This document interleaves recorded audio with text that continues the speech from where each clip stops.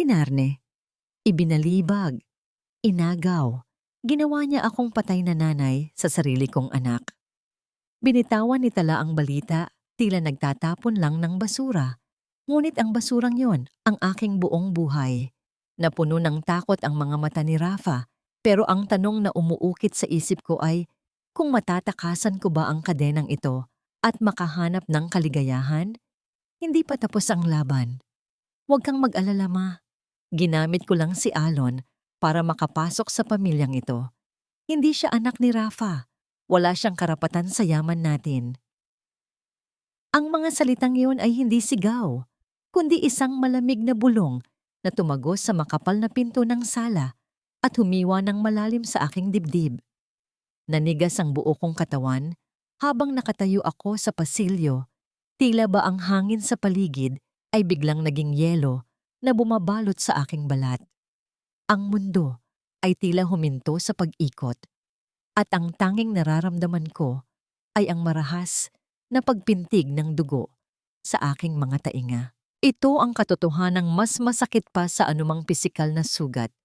Isang lihim na ibinunyag ng walang bahid ng pagsisisi. Sa aking mga nanginginig na kamay ay mahigpit kong hawak ang isang paper bag na naglalaman ng mamahaling polo shirt. Ito ang regalo na pinaglaanan ko ng ilang linggong gutom at pagod. Ang bawat sentimo ay inipon mula sa aking maliit na sahod bilang katulong. Sa bulsa ng damit na yon ay may nakatagong isang lihim na sulat, isang mapagpakumbabang pakiusap kay Rafa na sana ay mapahiram niya ako ng kaunting halaga para sa operasyon ng aking ama sa probinsya. Akala ko, ang regalong ito ay magiging tulay ng aming pagkakaunawan, isang simbolo ng aking pasasalamat at respeto. Ngunit sa isang iglap, ang tulay na yon ay gumuho bago pa man maitayo. Ang tela sa aking mga palad ay tila naging mabigat na bato ng kahihiyan. Bago pa ako makahakbang paatras, bumukas ang pinto. Bumungad sa akin si Tala. Ang kanyang mukha ay puno ng iritasyon habang hila-hila niya ang braso ng isang batang payat at nanginginig. Si Alon. Ang bata ay nakatingin sa akin. Ang kanyang mga mata ay malalaki at puno ng takot. Tila isang maliit na hayop na nasukol sa gitna ng bagyo. Nang akmang tatakbo si Alon palapit sa akin para maghanap ng kalinga, marahas siyang tinulak ni Tala palayo. Ang katawan ng bata ay tumama sa malambot na sofa, ngunit ang epekto nito sa aking puso ay tila isang malakas na dagok. "Gosh, Hiraya, why are you lurking there?" Ang boses ni Tala ay matinis at puno ng pandidiri. Tiningnan niya ako mula ulo hanggang paa. Ang kanyang mga mata ay nanlilisik sa bawat detalye ng aking pagkatao, mula sa aking kupas na uniforme hanggang sa aking mga kamay na puno ng kalyo at peklat. Huwag na huwag mong hahawakan ng bata. You are just a helper, a probinsyana. Ang dumi-dumi ng mga kuko mo. Sa tingin mo ba gusto kong madikit ang anak ko sa katulad mo? Dito sa bahay na ito ang mayayaman lang ang pwedeng magbigay ng pagmamahal. Ikaw? You are useless. Ang bawat salita ay tila latigo na humahampas sa aking pagkatao. Kusa na lamang dumulas mula sa aking mga nanghihinang daliri ang regalong inilaan ko para kay Rafa. Ang paper bag ay bumagsak sa sahig nang walang ingay, kasabay ng pagkabasag ng isang bagay sa loob ko na hindi na maibabalik ng kahit anong pandikit. Tiningnan ko ang aking mga palad, ang mga kamay na ito na naglaban ng kanilang mga damit, naglinis ng kanilang dumi, at nagluto ng kanilang pagkain. Ang mga kamay na ito, na puno ng sugat at paso, ay simbolo ng aking sakripisyo. Ngunit para sa kanya, ito ay simbolo lamang ng karumihan. Biglang pumasok si Rafa sa eksena. Ang kanyang mukha ay bakas ang pagod mula sa opisina. Agad na nagbago ang anyo ni Tala. Mula sa pagiging matapang, ang kanyang mukha ay biglang nabalot ng pekeng luha at pagkatakot. Tumakbo siya palapit sa asawa at kumapit sa braso nito na parang isang api. Rafa, thank God you're home. Humagulgol si Tala. Si Hiraya. She's terrifying, Alon. Tinitingnan niya ang bata ng masama. Natatakot ako para sa anak natin. Please, pagsabihan mo siya. Tumingin sa akin si Rafa. Umaasa ako na makikita niya ang katotohanan sa aking mga mata, na mararamdaman niya ang bigat ng aking sakripisyo. Ngunit ang nakita ko lang sa kanyang mga mata ay pagkadismaya at pagod. Wala siyang panahon para alamin ang totoo. Para sa kanya, ako ay isa lamang problema na kailangang solusyonan. Isang mantsa sa kanyang perpektong tahanan. Hindi niya pinansin ang polo shirt na nasa sahig. Ang regalong hindi na niya kailanman matatanggap. Hiraya, ang boses ni Rafa ay mababa, ngunit may diin na nagpapabigat sa hangin. Linisin mo ang kalat na ito at pakiusap, huwag kang lalapit kay Alon kung hindi kinakailangan. Just do your job. Ang utos na yon ay mas masakit pa sa mga insulto ni Tala. Ito ay isang pader na itinayo sa pagitan ko at ng bata. Yumuko na lamang ako upang pulutin ang nalaglag na paper bag, pilit na itinatago ang panginginig ng aking mga balikat. Walang lumabas na luha sa aking mga mata dahil tuyo na ang mga ito sa sobrang sakit. Ang tanging naririnig ko ay ang mabibigat na hakbang ni Rafa paakyat ng hagdan. Habang si Tala ay nakangiting nakasunod sa kanya, iniwan si Alon na mag-isa sa sulok. Nang makaalis sila, dahan-dahan akong lumapit kay Alon. Ang bata ay nakatingin sa akin. Ang gutom at lungkot ay nakaukit sa kanyang payat na mukha. Mula sa aking bulsa, inilabas ko ang isang maliit na bagay na nakabalot sa dahon ng saging. Isang piraso ng bibingka na niluto ko kaninang madaling araw.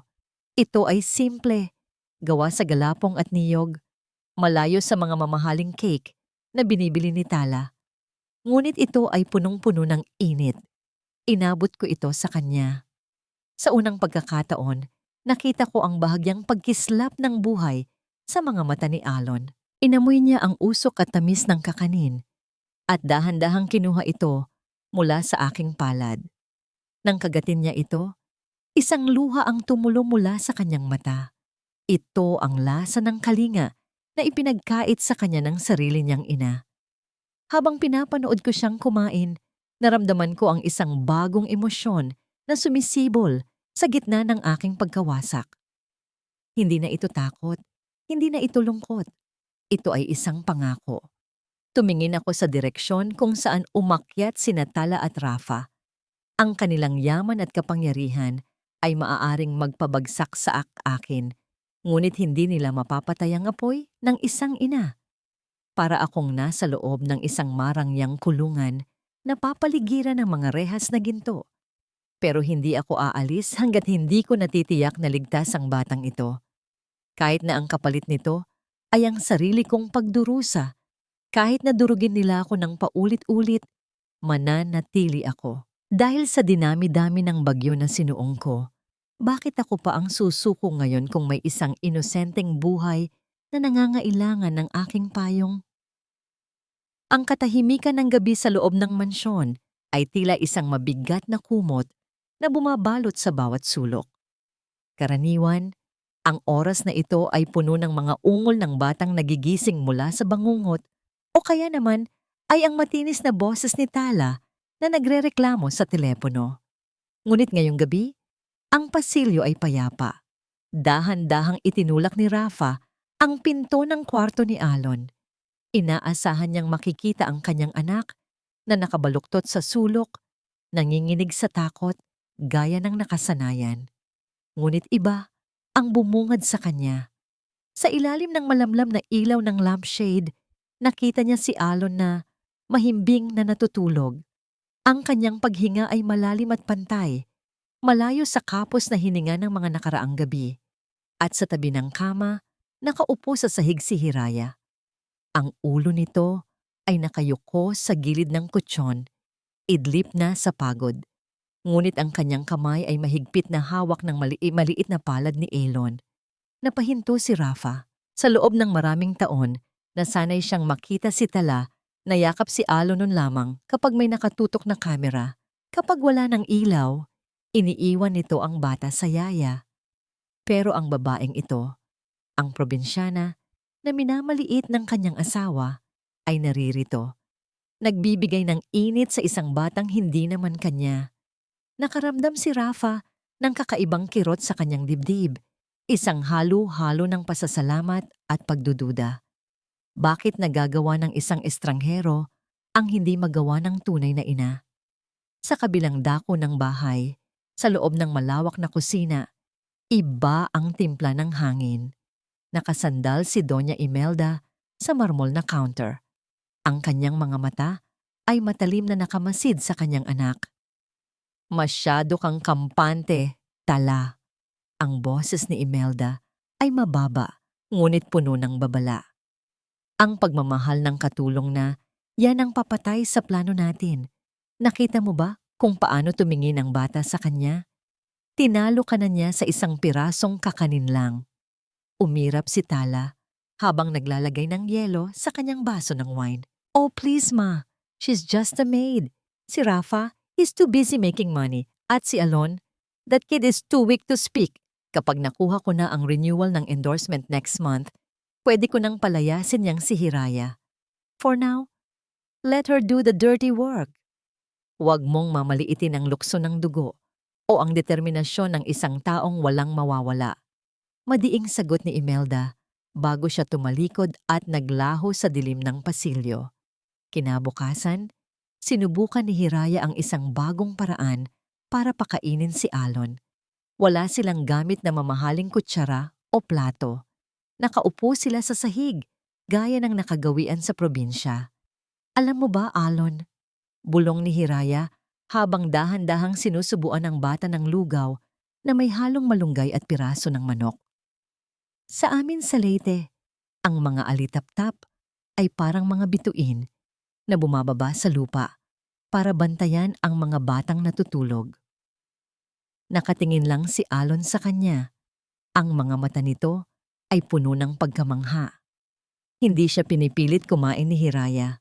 Nagkukwento lang ito at sa bawat kwento tungkol sa dagat, sa bukid, sa simoy ng hangin, kusa ring bumubuka ang bibig ng bata. Sa opisina ni Rafa, pinapanood niya ang tagpong ito sa CCTV monitor. Walang sigawan, walang pilitan. Nakita niya kung paano punasan ni Hiraya ang gilid ng labi ni Alon gamit ang kanyang sariling panyo, hindi nandidiri, puno ng pag-iingat.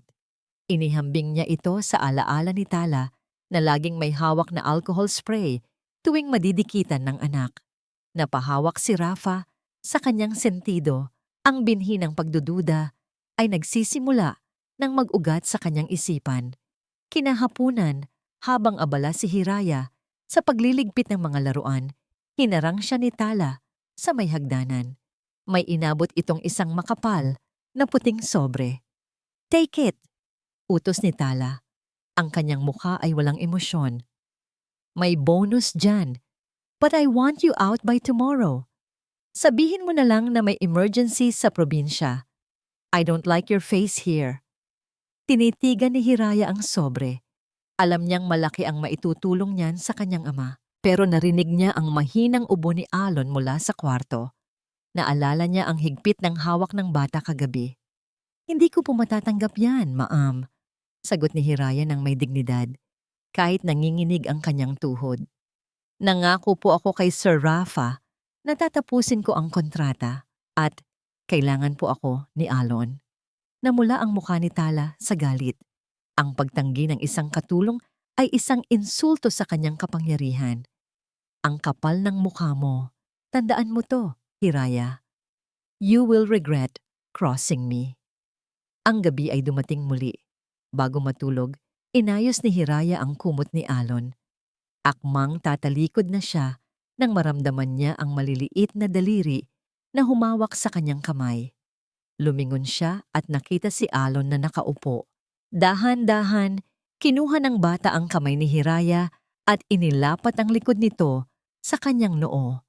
Isang pagmamano. Nanigas si Hiraya. Ang lalamunan niya ay nanikip.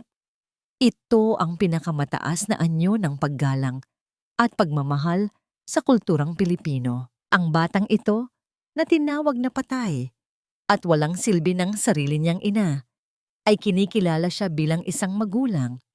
Isang luha ang tumakas sa mata ni Hiraya. Sa sandaling iyon, naglaho ang pagiging katulong niya. Siya ay naging isang ina. Ngunit ang sagradong sandali ay binasag ng isang matinis na sigaw mula sa kwarto ni Tala. My necklace! Ang diamond necklace ko! Nawawala. Bumukas ang mga ilaw sa buong mansyon. Ang kalabog ng mga paa ay umalingaw-ngaw sa pasilyo. Pumasok si Rafa, kasunod si Tala, na umaarte na naman. Ang muka ay basa ng luha. Siya, turo ni Tala kay Hiraya, na nakatayo pa rin sa tabi ni Alon.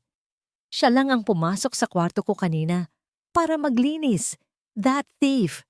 Sabi ko na nga ba, mukhang pera siya. Tumingin si Rafa kay Hiraya. Ang kanyang mukha ay nagdilim. Ang pagdududa na nabuo kanina ay mabilis na natakpan ng galit at pagod. Hiraya, totoo ba ito? Hindi makasagot si Hiraya. Nakita niya ang nangiti ni Tala sa likod ni Rafa. Isang ngiti ng tagumpay. Naramdaman ni Hiraya ang panginginig ni Alon sa kanyang tabi. Hindi siya natatakot para sa sarili niya. Natatakot siya dahil alam niyang ito na ang simula ng paghihiwalay sa kanila. Ang bigat ng sobre sa kamay ni Rafa ay tila sing bigat ng tingin na ipinupukol niya sa akin. Nasa library kami, malayo sa matinis na iyak ni Tala, ngunit ang tensyon sa pagitan namin ay sapat na upang pasikipin ang aking dibdib. Inabot niya sa akin ang pera, isang severance pay na ayon sa kanya ay tulong na lang para makauwi ako ng probinsya ng walang gulo. Hiraya, kunin mo na ito. Ang boses ni Rafa ay pagod. Tila isang lalaking sumuko na sa isang laban na hindi niya naiintindihan. Para sa ama mo, umalis ka na. Bago pa tumawag ng pulis si Tala, alam kong mabait ka pero hindi niya itinuloy. Ang pagdududa sa kanyang mga mata ay parang punyal. Tinitigan ko ang sobre. Iyon ang perang kailangang-kailangan ng tatay ko. Isang operasyon, isang bagong buhay. Ngunit kung tatanggapin ko ito, para ko na ring inamin ang kasalanang hindi ko ginawa. Para ko na ring ibinenta ang kaligtasan ni Alon. Dahan-dahan kong ibinalik ang sobre sa mesa. Ang papel ay dumulas sa makinis na kahoy ng walang ingay. Hindi ko po kailangan ng pera niyo, sir. Ang sagot ko, ang boses ko ay nanginginig ngunit buo ang loob. Ang kailangan ko ay ang katotohanan. Hindi ako magnanakaw. At lalong hindi ko iiwan si Alon dahil lang sa gusto ng asawa niyo. Tinalikuran ko siya bago pa tumulo ang aking luha. Habang naglalakad ako pabalik sa servants' quarters para mag-impake, naramdaman ko ang isang kamay na humila sa akin sa dilim ng pasilyo. Si Lola Vina, ang matandang mayordoma na laging tahimik at takot kay Tala. Ang kanyang mga mata ay puno ng takot at awa. Hija! Bulong niya, halos hindi marinig. Alam kong hindi ikaw ang kumuha. Nakita ko si Ma'am Tala. Itinago niya ang kwintas sa sarili niyang vanity mirror kanina habang nagwawala siya. At may iba pa siyang itinatago doon. Isang bagay na lagi niyang ipinaiinom kay Alon. Nanlaki ang aking mga mata. Ang hinala ko ay nagkaroon ng hugis. Mabilis ang tibok ng aking puso. Tila tambol na nagbabadya ng digmaan. Wala na akong oras. Kailangan kong malaman kung ano yon bago ako tuluyang palayasin. Naghintay ako ng tiyempo. Nang marinig ko ang boses ni Tala na nag-uutos sa hardinero sa labas, mabilis akong pumasok sa master's bedroom. Ang kwarto ay amoy mamahaling pabango. Isang matamis na halimuyak na pilit nagtatakip sa baho ng mga kasinungalingan sa bahay na ito. Dumiretso ako sa vanity mirror. Nanginginig ang aking mga kamay habang binubuksan ng mga drawer, lipstick, alahas. At doon, sa pinakadulong sulok, nakasiksik sa ilalim ng mga cotton pads, nakita ko ito. Isang maliit na asul na bote. Walang label ng botika, kundi isang sulat kamay na sticker. pampakalma. Kinuha ko ito, binuksan. Ang amoy ay matapang at kemikal. Biglang pumasok sa isip ko ang imahe ni Alon, ang kanyang pamumutla, ang kanyang pagsusuka tuwing umaga, pagkatapos painumin ng gatas ni Tala. Bakit anak? Ano ang ginawa nila sa'yo? Bulong ko sa hangin. What do you think you're doing? Nanigas ako. Sa salamin, nakita ko ang refleksyon ni Tala na nakatayo sa pinto. Ang kanyang mukha ay hindi gulat, kundi puno ng isang nakakatakot na ngisi. Nagnanakaw ka ulit. Hakbang niya palapit. Ang takong ng kanyang sapatos ay bumaon sa makapal na carpet. Huli ka na. Mabilis ang naging takbo ng utak ko. Kung makikita niya ang bote, kukunin niya ito at mawawalan ako ng ebidensya. Kailangan ko ng distraction. Sa isang iglap, sinadyang kong sikuhin ang isang mamahaling bote ng lotion sa ibabaw ng mesa. Nahulog ito at nabasag sa sahig. Ang laman nito ay kumalat. At ang amoy ng lavender ay sumabog sa kwarto. Napasigaw si Tala sa gulat at galit Myla Mare. Sa sandaling iyon, habang nakatuon ang atensyon niya sa nasayang na lotion, mabilis kong ibinulsa ang asul na bote sa aking apron. Lumayas ka na! Sigaw ni Tala. Dinuduro ako. Akala mo ba mananalo ka? Wala kang katibayan laban sa akin. Isa ka lang basahan sa pamamahay na ito. Tumakbo ako palabas. Hindi dahil takot ako, kundi dahil nakuha ko na ang kailangan ko. Samantala, sa library, naiwan si Rafa na nakatulala sa sobrang binalik ni Hiraya. Biglang umilaw ang kanyang telepono. Isang text message mula sa isang numero na hindi nakarehistro, ngunit alam niyang galing kay Lola Vina. Sir, tingnan niyo po ang ilalim ng vanity ni ma'am. Nandoon ang kwintas. Hindi si Hiraya ang kumuha. Pakiusap. Tingnan niyo ang anak niyo. Napaupo si Rafa. Ang bigat ng katotohanan ay unti-unting dumadagan sa kanyang balikat. Tumingin siya sa CCTV monitor. Nakita niya si Hiraya na hila-hila ang kanyang lumang maleta palabas ng gate. At sa bintana sa itaas, nakadungaw si Alon. Ang maliit na kamay ay nakadikit sa salamin, umiiyak ng walang tunog.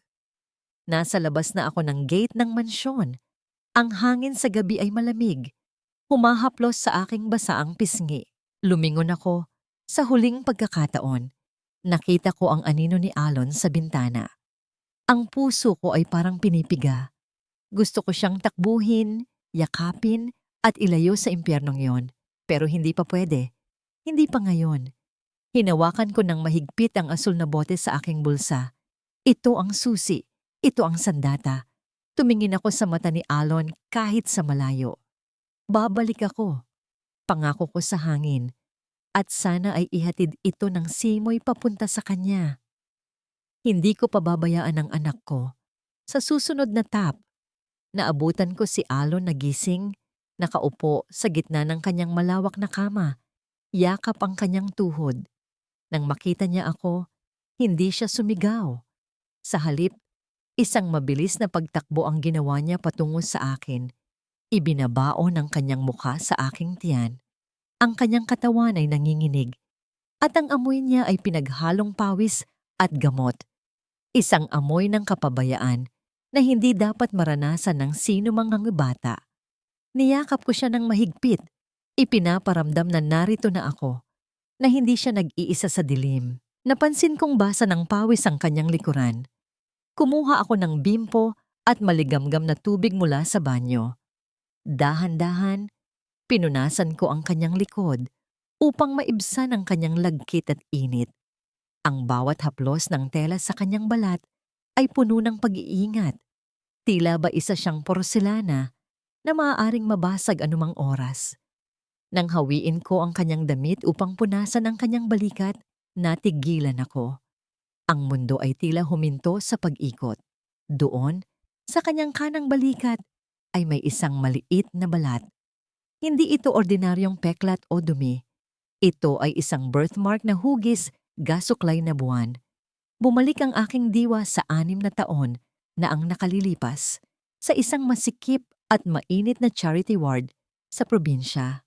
Naalala ko ang sakit ng panganganak, ang yak ng sanggol na narinig ko ng ilang segundo bago ako nawalan ng malay. At nang magising ako, ang mukha ng nurse na yon, ang nurse na nagsabing patay na ang anak ko, ay biglang luminaw sa aking alaala. Ang nurse na yon ay walang iba kundi si Doña Imelda. Napahawak ako sa aking bibig upang pigilan ang isang sigaw na gustong kumawala mula sa kaibuturan ng aking kaluluwa. Ang mga luha ay nagunahan sa pagpatak, hindi dahil sa lungkot, kundi dahil sa isang katotohanang yumanig sa aking buong pagkatao. Ang lukso ng dugo na naramdaman ko mula pa sa simula ay hindi lamang imahinasyon. Si Alon, ang batang ito na minahal ko sa unang tingin, siya ang aking nawawalang anghel. Siya ang aking anak. Buhay ka. Bulong ko. Ang boses ko ay basag at puno ng pagkamangha. Buhay ka, anak ko. Biglang bumukas ang pinto. Ang liwanag mula sa pasilyo ay tumama sa amin. At sa pintuan ay nakatayo si Doña Imelda. Ang kanyang mukha ay namutla nang makita ako, ngunit mabilis itong napalitan ng isang mapagmataas na galit nang mapansin niya kung ano ang tinititigan ko sa balikat ni Alon. Ikaw! Asik ni Imelda, humakbang palapit na tila isang ahas na handang manuklaw. Anong ginagawa mo dito? Magnanakaw ka talaga. Hindi ako umatras. Tumayo ako at hinarap siya. Bit-bit ang bigat ng 6 na taong pangungulila. Alam ko na ang totoo. Madiin kong sabi, ang boses ko ay yumanig sa galit. Ang balat na ito, ang marka ng pamilya namin. Ikaw ang nurse noon sa Leyte. Sinabi mong patay na ang anak ko. Nasaan ang bangkay? Wala kang maipakita noon dahil ninakaw mo siya. Natigilan si Imelda. Nakita ko ang takot na dumaan sa kanyang mga mata. Ngunit mabilis niya itong tinakpan ng kanyang pagmamataas. Tumawa siya ng mahina. Isang tunog na walang bahid ng pagsisisi. At kung totoo man, hamon niya. Ang mukha niya ay puno ng pangungutya. Ano ang gagawin mo? Isa ka lang hamak na katulong. Oo, kinuha ko siya. Ibinenta ko ang anak mo kay Tala dahil kailangan niya ng bata para makapasok sa pamilya ni Rafa. Iniligtas ko ang batang ito sa kahirapan mo. Dapat ka pangang magpasalamat sa akin dahil lumaki siyang mayaman. Hindi katulad mong gumagapang sa putik. Ang pag-amin niya ay parang gasolina na ibinuhos sa aking nag-aalab na puot. Akmang susugurin ko siya nang biglang dumating si Rafa, kasunod ang mga gwardya. Ang ingay ng aming sagutan ay gumising sa buong bahay. What is going on here? Sigaw ni Rafa. Ang kanyang boses ay dumagundong sa kwarto. Agad na nagbago ang anyo ni Imelda. Kumapit siya kay Rafa, nanginginig at umiiyak. Rafa, sinaktan ako ng babaeng yan. Pumasok siya dito at tinatangkang saktan si Alon. Sabi ko na nga ba, may masama siyang balak. Tumingin sa akin si Rafa. Ang kanyang mga mata ay puno ng pagkalito at galit. Hindi niya narinig ang pag-amin. Ang nakikita lang niya ay isang baliw na katulong na sumigaw sa kanyang biyenan sa gitna ng gabi. Get her out! Utos ni Rafa sa mga gwardya. Ang boses niya ay malamig at pinal.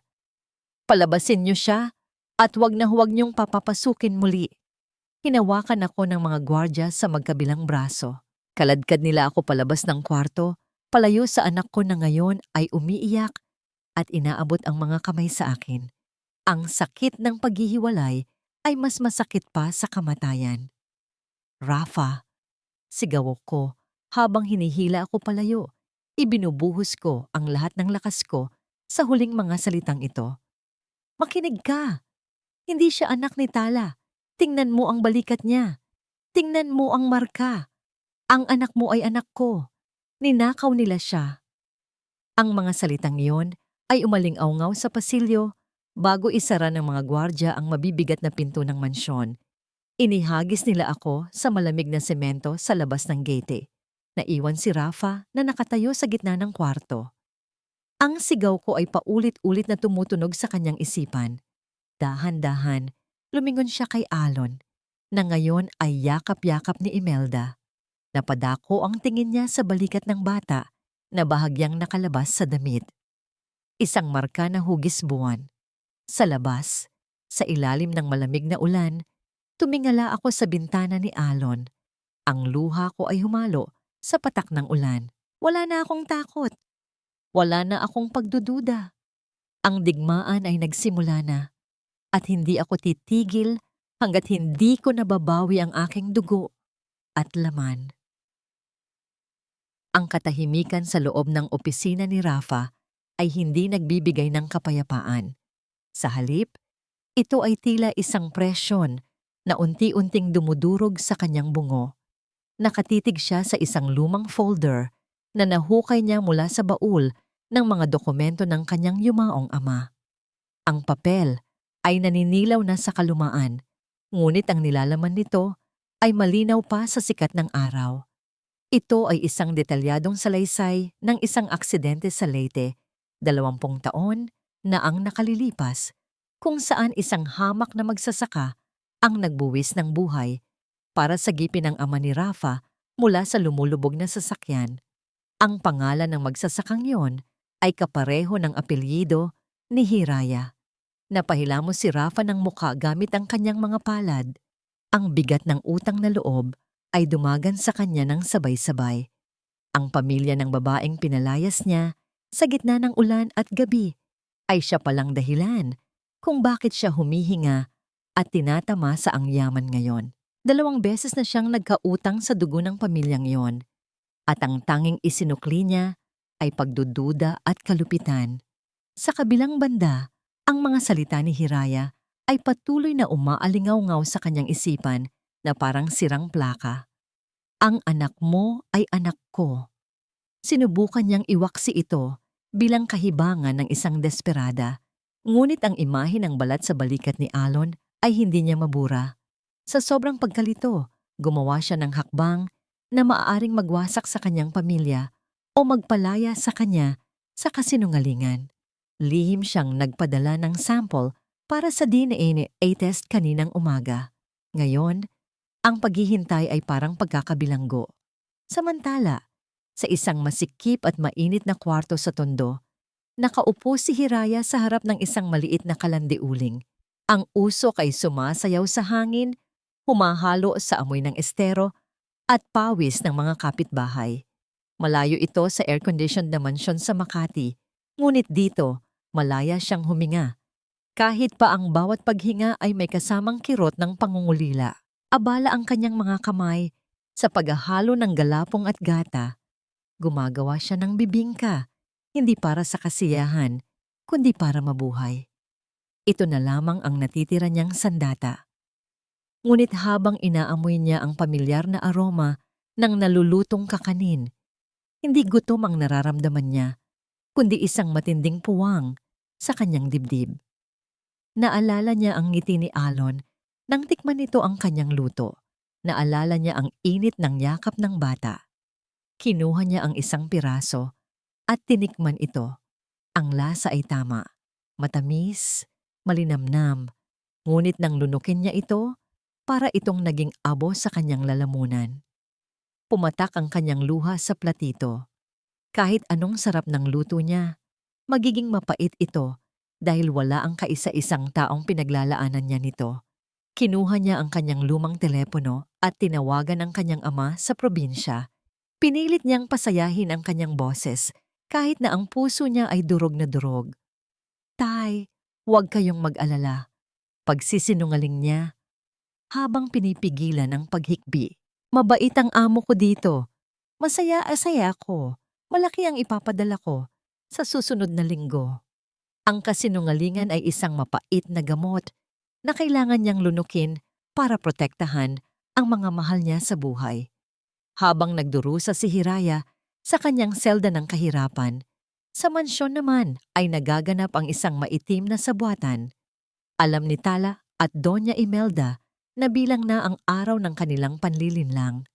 Ang DNA test ay parang isang bombang nakatakdang sumabog anumang oras. Kailangan nating unahan ang resulta. Tala, bulong ni Imelda habang inaayos ang kwelyo ng damit ni Alon. Ang bata ay nakatulala. Tila isang manikang walang buhay matapos painumin muli ng gamot ng kanyang lola. Kapag nakuha natin ang pera mula sa ransom, aalis tayo ng bansa. Iiwan natin ang batang ito at ang baliw na katulong na yon ay mabubulok sa kulungan. Isang plano ang binuo sa dilim, isang kidnapping na magmumukhang kagagawa ng isang sindikato na ituturo nila kay Hiraya bilang mastermind. Dinala ni Tala si Alon sa isang parke. Sa gitna ng karamihan, sa isang iglap ng pagkukunwari, binitawan niya ang kamay ng bata. Isang lalaking nakabonet, tauhan ni Imelda, ang mabilis na dumampot kay Alon at isinakay ito sa isang van. Nagsimulang sumigaw si Tala. Ang kanyang pag-arte ay pang-award-winning. Ang anak ko, tulungan niyo ako. Kinuha ang anak ko. Ang mga tao ay nagkagulo. Ang mga kamera ng cellphone ay kumislap. At sa loob ng ilang minuto, ang mukha ng nagdadalamhating ina ay kalat na sa social media. Bumalik tayo sa opisina ni Rafa. Ang gabi ay malalim na. Biglang yumanig ang kanyang telepono sa ibabaw ng mesa. Isang mensahe mula sa hindi kilalang numero ang dumating. Binuksan niya ito at bumungad ang isang larawan ni Alon na nakatali at may piring sa mata, kasama ang isang demand para sa malaking halaga ng pera. At sa ilalim ng mensahe, may nakasulat na paratang, ang dating yaya ang may pakana nito. Nanlamig ang buong katawan ni Rafa. Ang galit ay nagsimulang sumibol sa kanyang dibdib. Galit kay Hiraya. Ngunit bago pa siya makatayo para kumilos, bumukas ang pinto ng kanyang opisina. Pumasok ang kanyang sekretarya, dala ang isang puting sobre na may tatak ng laboratorio. Sir, dumating na po ang resulta ng DNA test. Natigilan si Rafa.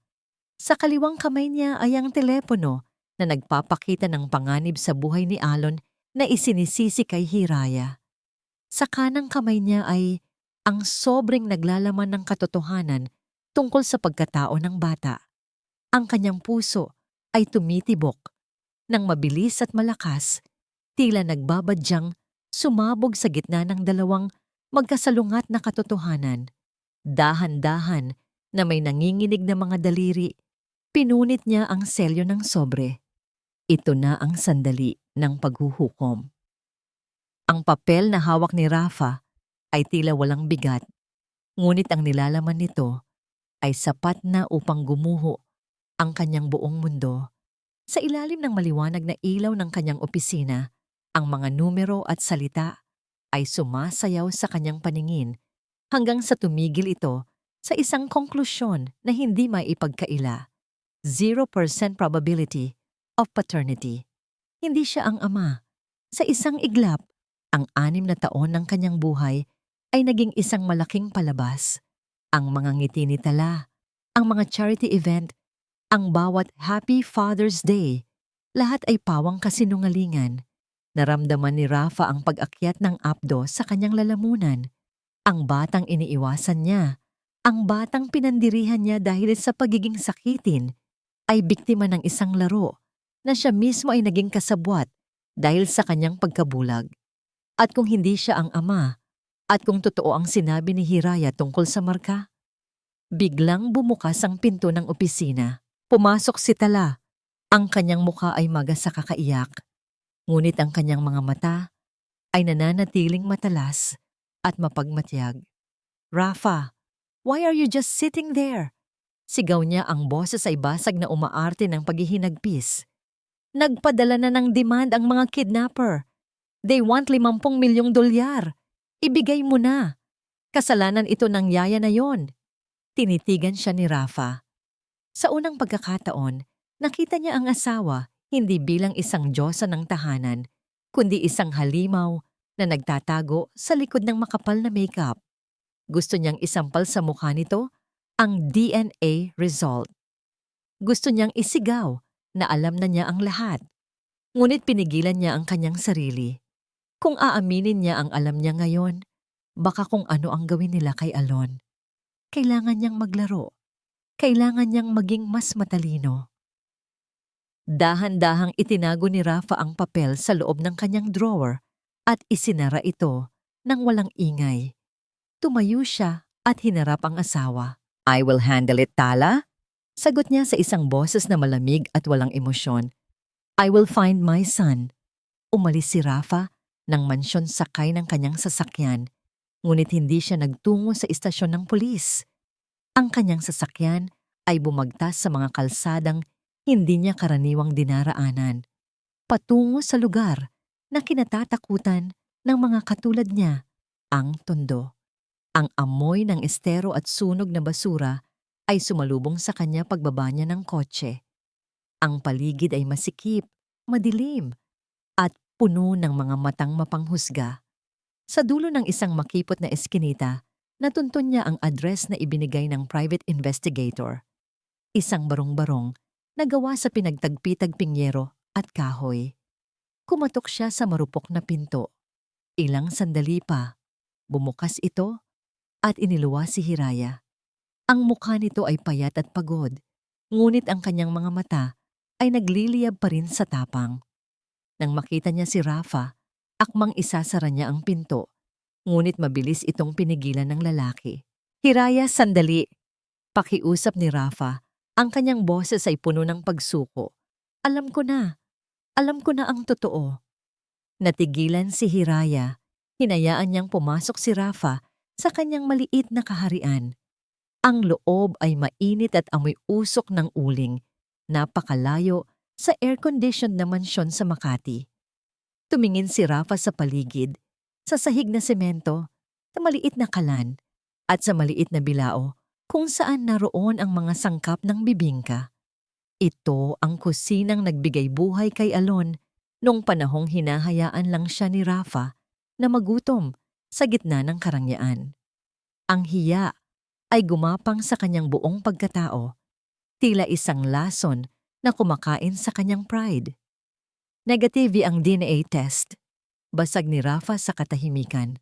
Ang boses niya ay mahina, parang isang batang umaamin ng kasalanan sa harap ng guro. "Tama ka, hindi siya akin. At alam ko ring palabas lang ni Natala ang kidnapping na ito." Hindi nagulat si Hiraya. Tinitigan lang niya ang lalaki gamit ang mga matang pagod na sa pagluha, ngunit hindi sa pakikipaglaban. "At anong gusto mong gawin ko? Ang balita sa labas. Ako ang demonyo. Ako ang dumukot. Kung lalapit ako sa pulis, ako ang ikukulong nila." Lumapit si Rafa, isang hakbang na puno ng pagsusumamo. "Kaya nga kailangan kita. Kilala ko si Tala. Uhaw siya sa atensyon. Kung lalabanan natin siya sa korte, gagamitin niya ang pera at koneksyon para baliktarin ang lahat. Pero kung gagamitin natin ang sarili niyang laro laban sa kanya." May inilabas si Rafa mula sa kanyang bulsa. Hindi pera, kundi isang lumang litrato ng ama ni Hiraya at ama ni Rafa na magkasama sa bukid noon. "Nalaman ko rin na ang tatay mo ang nagligtas sa daddy ko noon sa isang aksidente. 2 beses na kaming nagkakautang sa pamilya niyo. Hayaan mong bayaran ko ito ngayon. Tulungan mo akong iligtas si Alon, hindi bilang amo, kundi bilang isang ama na nagkamali at gustong bumawi." Sa wakas lumambot ang ekspresyon ni Hiraya. Nakita niya ang sinseridad sa mga mata ng lalaki. Hindi na ito ang aroganteng milyonaryo na nagtaboy sa kanya. Ito ay isang taong desperadong itama ang lahat. "Anong plano?" tanong ni Hiraya. Ang kanyang boses ay pinalathanda. "Magla-livestream si Tala mamaya para humingi ng donasyon," paliwanag ni Rafa. Ang kanyang mga mata ay nagdilim sa galit. Gusto niyang maging bida sa sarili niyang teleserye. Ibibigay natin sa kanya ang entablado, pero ikaw ang tatapos sa palabas. Kailangan nating mahuli siya sa sarili niya ang bibig. Tumango si Hiraya. Kinuha niya ang kanyang lumang telepono. Tinawagan niya ang kanyang pinsan sa probinsya na magaling sa computer. Ang plano ay delikado. Isang sugal kung saan ang taya ay ang buhay ni Alon at ang kinabukasan ni Hiraya. Walang kasiguraduhan, pero ito lang ang meron sila. Bago umalis si Rafa, lumingon siya muli kay Hiraya. Bakit? Tanong niya. Bakit mo minahal ang bata? Gayong alam mong anak siya ng asawa ko nung una. Ngumiti ng mapait si Hiraya. Isang ngiti na puno ng pait at pagmamahal. Dahil ang puso ng ina ay hindi tumitingin sa dugo, kundi sa pangangailangan ng anak. At si Alon, siya ang buhay ko. Nang makaalis si Rafa, naiwan si Hiraya sa dilim ng kanyang barong-barong. Umilaw ang notification sa kanyang cellphone. Isang anunsyo mula sa social media page ni Tala ang lumabas. Live in isang oras, a mother's plea for help. Tinitigan ni Hiraya ang mukha ng babaeng umagaw sa lahat sa kanya. Pinuyod niya ang kanyang buhok ng mahigpit at huminga ng malalim. Tapos na ang pagiging up, ang Hiraya na umiiyak sa gilid ay wala na. Game on, Tala? Bulong niya sa hangin. Ang boses ay matalim gaya ng itak. Ngayon, malalaman ng mundo kung sino ang tunay na nanay. Ang ilaw ng kamera ay tila isang spotlight sa entablado. At si Tala ang nag-iisang bida. Nagsimula na ang kanyang live stream. Ang kanyang mukha ay basang-basa sa mga pekeng luha na maingat na pinapatak sa kanyang pisngi. Ang kanyang boses ay nanginginig sa isang perpektong pagkukunwari ng pagkasira ng loob. Sa sino mang kumuha sa anak ko, humagulgol siya, nakatingin ng diretso sa lente. Please, ibalik niyo na si Alon. He is my life, my everything. Hindi ko kakayanin kung may mangyaring masama sa kanya. Ibibigay ko ang lahat. Makuha lang ulit ang aking anghel. Ang comment section ay umapaw sa simpatya. Mga pusong umiiyak, mga dasal, at galit na nakatutok sa iisang pangalan. Hiraya, siya ang sinisisi. Siya ba ang demonyo? Ngunit sa kanyang madilim na opisina, malayo sa palabas, si Rafa ay nakikinig sa ibang boses.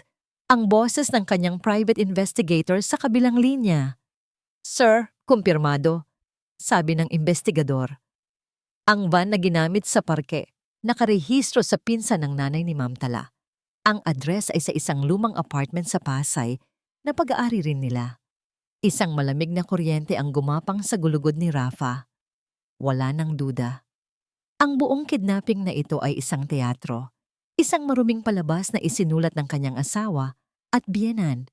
At ang bida ay ang inosenteng batang tinatawag niyang anak. Isinara niya ang tawag at muling tiningnan ang monitor kung saan umiiyak si Tala. Ang pag-arte nito ay perpekto. Ngunit para kay Rafa, ang mukha ng kanyang asawa ay isa na lamang maskara ng isang demonyo. Sa gitna ng libu-libong komento ng awa, isang bagong account na may pangalang Makatotohanang Ina ang nagsimulang magtanong. Ang mga tanong ay hindi mapang-akusa, ngunit matalas at lohikal. Bakit walang malinaw na kuha ng CCTV sa parke? Hindi ba't high-end ang subdivision nyo? Kung pera ang habol, bakit hindi pa nagpapakita ng ransom note sa media? May sakit daw ang bata. Bakit dinala sa mataong lugar na walang sapat na security? Napansin ni Tala ang mga komento. Sa isang iglap, nawala ang kanyang konsentrasyon. Ang kanyang pag-iyak ay bahagyang natigil. To that user, sabi niya, pilit na pinapakalma ang sarili. This is not the time for baseless accusations. My son is in danger. Pero huli na. Ang mga tanong ay naisuksok na sa isipan ng ilang manonood. Ang unang bitak sa salamin ng kanyang kasinungalingan ay lumitaw na. Samantala, sa isang lumang apartment sa Pasay, ang amoy ng alikabok at kalawang ay humahalo sa takot. Natagpuan ni Hiraya ang kwartong pinagtataguan kay Alon. Pagbukas niya ng pinto, nakita niya ang bata na nakaupo sa isang lumang kutsyon sa sahig. At sa tabi nito ay si Doña Imelda, abala sa pagbibilang ng pera. Alon, bulong ni Hiraya. Bulong ni... Lumingon ang bata. Sa isang iglap, ang walang buhay niyang mga mata ay nagkaroon ng kislap. Tumakbo siya palapit kay Hiraya at yumakap ng mahigpit sa kanyang mga binti, tila isang batang nalunod na nakakita ng salbabida. Natigilan si Imelda, gulat at galit. "Paano ka nakapasok dito? Bruha ka!"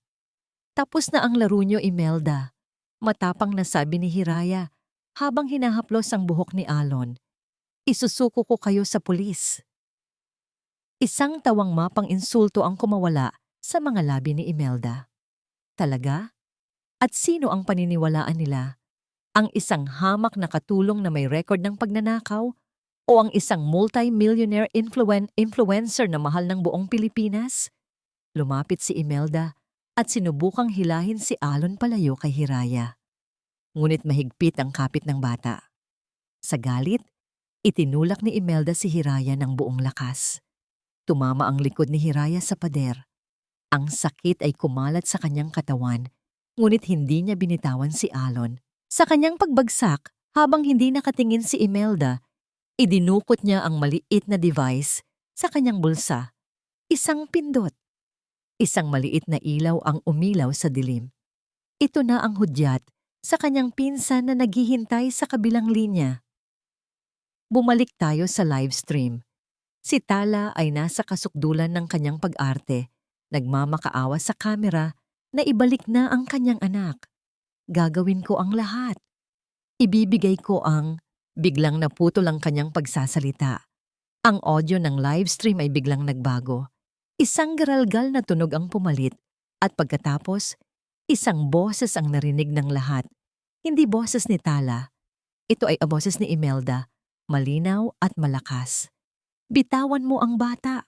Wala kang karapatan sa kanya. Ibinenta ko na siya kay Tala. Noon pa. Pinagkakitaan na natin siya ng 6 na taon. Kaya tumigil ka na sa pag-iilusyon mong ina ka niya." Nanigas ang lahat ng nanonood. Ang video sa screen ay nag-freeze sa umiiyak na mukha ni Tala, ngunit ang audio ay nagpapatuloy. Kasunod nito, ang boses ni Hiraya, basag ngunit matatag. "Kahit ibenta niyo siya ng 100 beses, lalabas at lalabas pa rin ang katotohanan. Ang marka sa balikat niya ang magpapatunay na ako ang tunay niyang ina." Sa opisina, napatayo si Rafa. Ang kanyang puso ay tumitibok ng mabilis at malakas sa kanyang dibdib. Ito na. Ito na ang simula ng pagbagsak. Ang digmaan ay lumabas na mula sa mga anino at ngayon ay naririnig na ng buong mundo. Sa loob ng ilang segundo, ang buong bansa ay tila huminga ng sabay-sabay. Ang live stream ni Tala ay nagpatuloy. Ang kanyang mukha ay frozen sa isang perpektong maskara ng pagdadalamhati. Ngunit ang boses ni Imelda at Hiraya ang umalingaw-ngaw.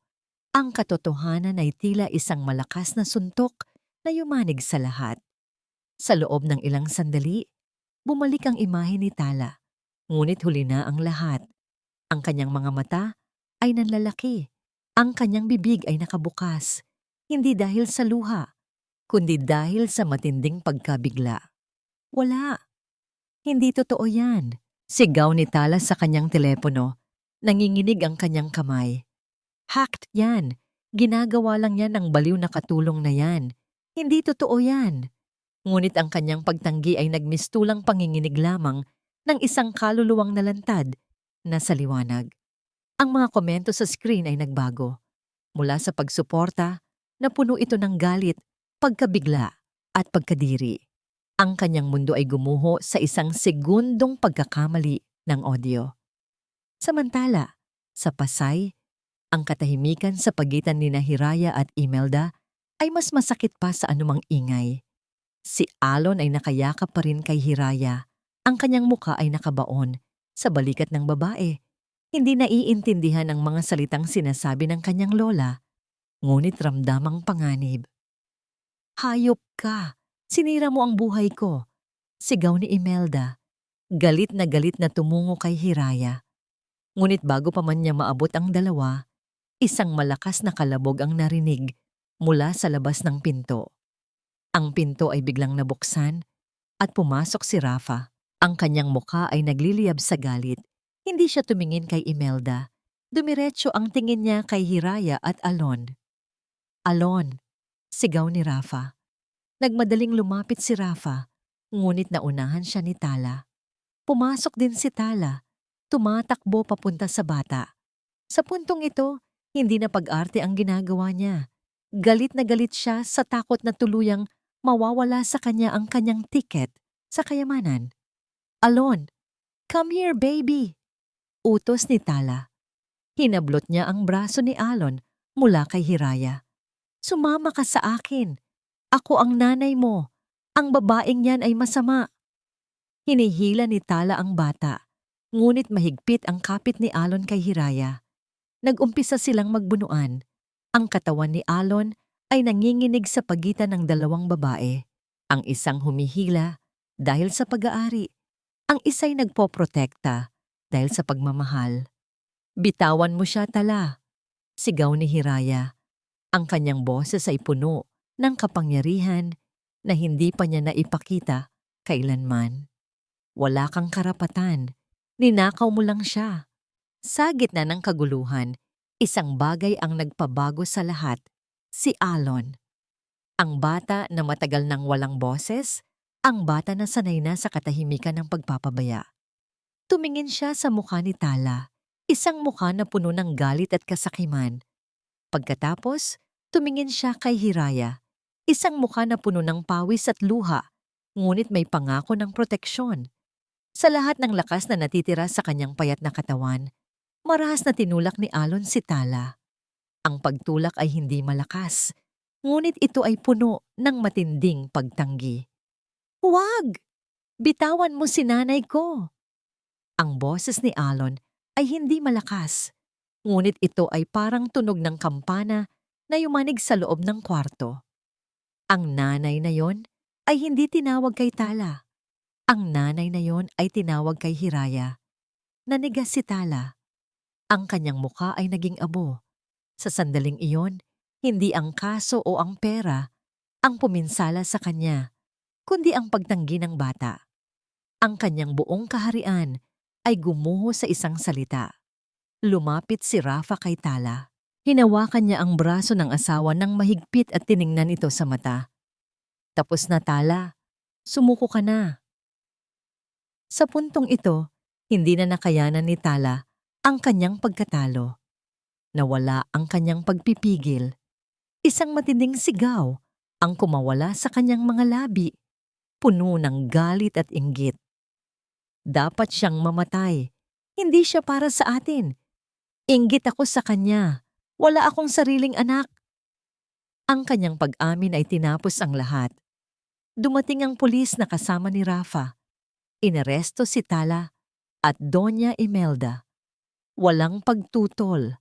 Ang kanilang kapangyarihan ay naglaho na. Nang matapos ang kaguluhan, lumapit si Rafa kay Hiraya. Ang kanyang mga mata ay puno ng luha ng pagsisisi. Nakaluhod siya sa harap ni Hiraya at Alon, tila humihingi ng tawad. Hiraya, sabi ni Rafa. Ang kanyang boses ay nanginginig. Patawarin mo ako. Masyado akong nabulag. Wala nang makakaalis sa'yo kay Alon. Ikaw ang nanay niya. Hindi nagsalita si Hiraya. Ang buong lakas niya ay nakatuon sa pagyakap kay Alon. Ang init ng katawan ng bata. Ang mabilis na pagtibok ng kanyang puso. Ito ang kaisa-isang katotohanan na kailangan niya. Ito ang katibayan na nabuhay ang kanyang anak. Iniyakap niya ang bata ng mahigpit, ang kanyang sariling mga luha ay umaagos. Ang kanyang pagkaina ay hindi na isang lihim. Ito ay isang pambansang deklarasyon. Sa gitna ng pagkawasak, ang isang ina at ang kanyang anak ay natagpuan ng isa't isa. Ang isang pangako ay natupad. Hindi ko na kailangan ng kahit anong salita mula kay Rafa. Ang tingin niya sa akin, puno ng pagsisisi at paggalang, ay sapat na. Ang kanyang pagpapalaya sa akin at kay Alon ay sapat na. Nang umalis kami sa lumang apartment, hindi kami tumuloy sa mansyon. Dinala ko si Alon sa isang maliit na bahay na inupahan ng aking pinsan sa isang mas tahimik na bahagi ng Maynila. Ang paghinga ng bata ay payapa habang mahimbing itong natutulog sa tabi ko. Ang kauna-unahang beses na wala akong takot sa kanyang kaligtasan. Kinabukasan, pumunta si Rafa. May dala siyang legal documents, isang trust fund para kay Alon at isang malaking tseke para sa akin. "Hiraya, kunin mo na ito," sabi ni Rafa. Ang kanyang boses ay hindi na mapagmataas, kundi puno ng pakiusap. Alam kong hindi matutumbasan ng pera ang 6 na taon ng pagdurusa, pero ito ang kailangan mo para sa operasyon ng ama mo at para simulan ang bagong buhay niyo ni Alon. Tiningnan ko ang tseke. Ang halaga ay sapat na upang mabura ang lahat ng paghihirap ko at ng aking pamilya. Isang madaling daan patungo sa ginhawa. Ngunit tiningnan ko rin ang aking mga kamay. Ang mga kamay na sinabi ni Tala na magaspang at walang silbi. Hindi ko kailangan ng limos mula sa taong nagpabaya sa akin at sa aking anak. "Salamat, Rafa," sagot ko. Ang aking boses ay kalmado. Dahan-dahan kong kinuha ang tseke, ngunit sa halip na itago, hinati ko ito sa gitna. Pagkatapos ay muli, at muling hinati hanggang sa maging maliliit na piraso. Ang pagbasag ng tseke ay tila pagbasag ko rin ng tanikala ng utang na loob at dependency. Hindi ko po kailangan ng yaman ninyo. Ang kailangan ko lang ay ang anak ko at ang pagmamahal na maaari kong ibigay sa kanya. Tumayo ako, lumapit sa kanya at ibinalik ang legal documents. Ang tanging hinihiling ko ay panagutan niyo ang ginawa ninyo bilang ama na walang malay at tulungan niyo akong makamit ang hustisya sa legal na paraan. Wala nang iba. Si Rafa ay nakatulala, ngunit sa kanyang mga mata, hindi na ako isang hamak na katulong. Ako ay isang reyna na tumanggi sa korona ng isang lalaki para isuot ang korona ng kanyang sariling pagkatao. Ang sumunod na mga linggo ay naging puno ng pagsubok. Si Tala at Doña Imelda ay humarap sa batas. Ang kanilang sikat na imperyo ay gumuho sa isang iglap. Ang mga kumpanya ay binawi ang kanilang endorsement at ang mga tagahanga ay nagrally laban sa kanila. Ang hiya, ang matinding kahihiyan, ay ang pinakamasakit na parusa sa kanila. Samantala, sinimulan kong buuin ang sarili kong landas. Sa tulong ng kaunting ipon at isang maliit na tulong pinansyal mula sa aking pinsan, nakapag-upa ako ng munting pwesto sa palengke. Muling naluto ang aking bibingka, ngunit sa pagkakataong ito, iba na ang kahulugan nito. Bawat hiwa ay may dalang pag-asa, lakas ng loob, at taimtim na pagmamahal. Isang araw, may dumating na kilalang food blogger. Sa una, inakala niyang ang kwento ko lamang ang kaakit-akit. Ngunit nang matikman niya ang aking bibingka, agad siyang napahinto. Tila may bumalik na alaala sa bawat kagat. Kinagabihan, ibinahagi niya online ang aking kwento at ang larawan ng bibingka ni nanay. Hindi lang ito simpleng kakanin ang isinulat niya. Ito ang lasa ng sakripisyo at pangarap, isang bibingkang hinubog ng tiyaga ng isang inang lumaban para sa kanyang anak. Mabilis na kumalat ang kanyang post at umabot sa maraming tao. Dumami ang mga nagtanong at umorder. Ang bibingka ni Hiraya ay naging isang tanda, hindi lamang ng masarap na pagkain, kundi ng tapang at paninindigan. Isang pahayag na ang tunay na yaman ay nasa loob ng ating puso, hindi sa bank account. Mula sa isang maliit na stall, umusbong ang pangalan ko. Naging usap-usapan ang aking istorya ng pagbangon. May isang hapon, naglalaro kami ni Alon sa parke. Sa unang pagkakataon na wala siyang takot. Ang kanyang tawa ay isang tunog ng kalayaan. Biglang may lumapit sa akin. Isang babaeng may formal na pananamit. Isa pala siyang representative mula sa isang malaking mall. "Ma'am Hiraya," sabi niya nang may paggalang. "Gusto po namin kayong bigyan ng pwesto sa aming mall. Magtayo kayo ng inyong sariling tindahan. Kami ang magbabayad. Sa sandaling iyon, naramdaman ko ang kakaibang pag-asa at kasiyahan. Ang babaeng tinawag na walang silbi ay tinawag na ngayong maam at inaalok ng isang korona na siya mismo ang nagtayo. Ito ang totoong rebirth.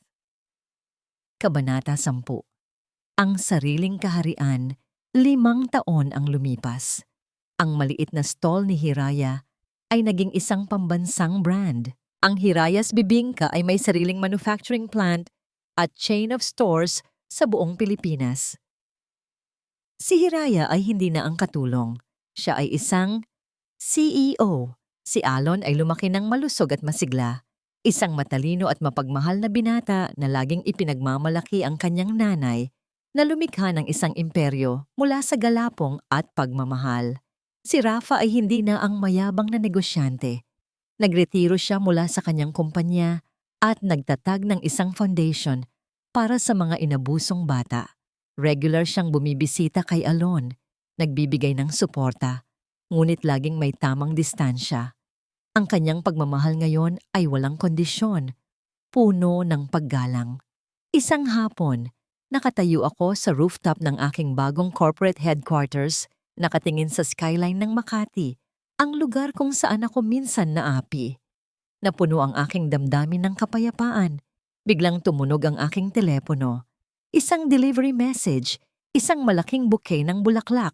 Walang pangalan ang nagpadala, ngunit may kasamang maliit na card. Nakasulat dito, "Patawad at paggalang, Alon's dad." Hindi ako ngumiti dahil sa bulaklak. Ngumiti ako dahil sa salitang paggalang. Wala na akong kailangan. Ang aking sariling kaharian ay naitayo na. At ang kaisa-isang hari sa buhay ko ay ang aking anak. Nagsimula ang lahat sa isang piraso ng bibingka at natapos ito sa isang pag-ibig na walang hanggan. Ang pag-ibig na nagmumula sa sarili. Sana, sa pagtapos ng huling kabanata na ito, may iniwan kaming init sa inyong puso. Hindi lang init mula sa kalan ng bibingka, kundi ang init ng pag-asa. Sa lahat ng mga tagapakinig na kasama namin sa bawat paghinga ni Hiraya, sa bawat luha ni Alon, at sa bawat pagbagsak ni Tala, maraming salamat po.